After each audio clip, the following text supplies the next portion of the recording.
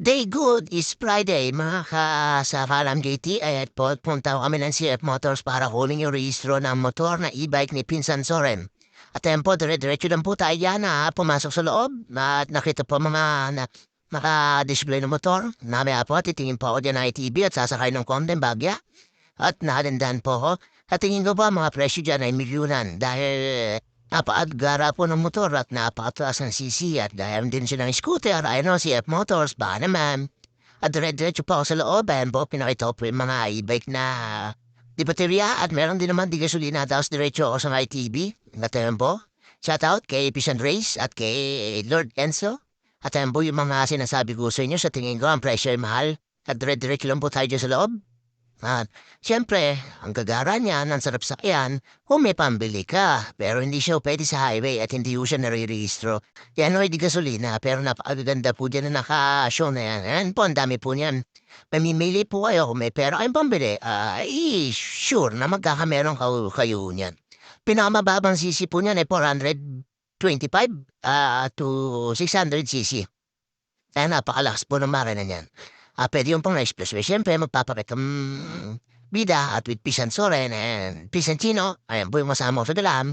At siyan po siyempre, CF Moto. Sa ano po yan, Caloocan. 11th Street Corner, 8th Avenue. Tempo, dahil po magandang idini dyan. Siyempre mga JT sa alam, kung kay pera, makakabili talaga kayo. Siyempre, very expensive. After po niya, siyempre, pumunta ko kami ng buso-buso para may pick-up and gamit po namin ng pick-up ni Pinsano yung ginabago. Dire-diretso lang po kami dyan, Marikina to,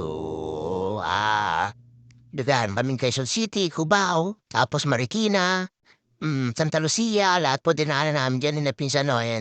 Siyempre, hanap-hanap naman ng daan papuntang buso-buso kasi may pipi kami equipment na kailangan sa business si Pinsano yan. At yan, dire-diretso lang po yan, yung karsada na yan, na papuntang buso-buso, papuntang Kogyo. Ayan po yung sinasabi ko sa inyong kalsada na lagi ko pong dinadaanan yan.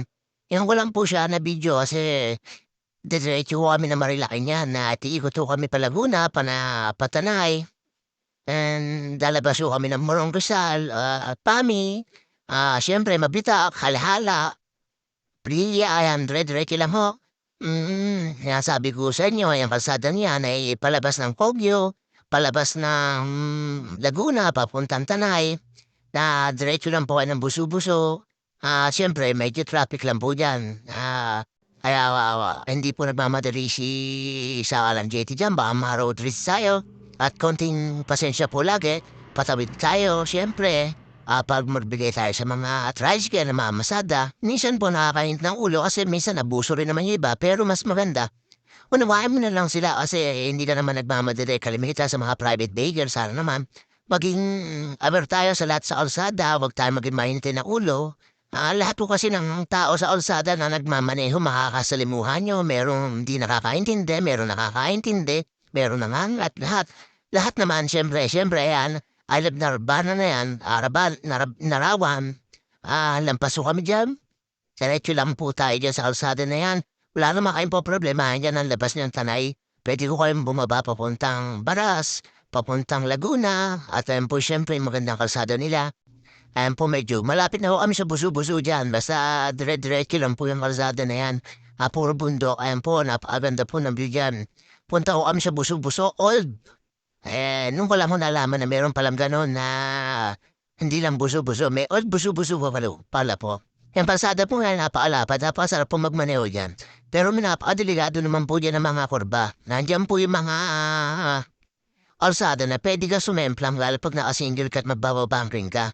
Kaya ingat po sa mga nagmumotor na kasama natin at sa lahat na nasa kalsada, konting iba yung pasensya, lawak na pag-iisip, lalo yung ganyang kinakata niyan, ayan, galing sa kanan, tapos syempre, ayan po yung sinasabi kong ako sa inyo, lalampasuhay yan para makarating sa buso-buso sa aming pupuntahan na Pinsanoyen. At syempre po, napakasarap pong mag-drive yan kasi napakalapad ng kalsada, didepende na talaga sa diskarte mo kung ikaw ay magmamadali, kung ikaw ay magiging mainit ang ulo, pero mas maganda, lagi kang cool kasi para makauwi ka at walang kaberya sa kahit anong daan mo sa kalsada at lagi mo unawain.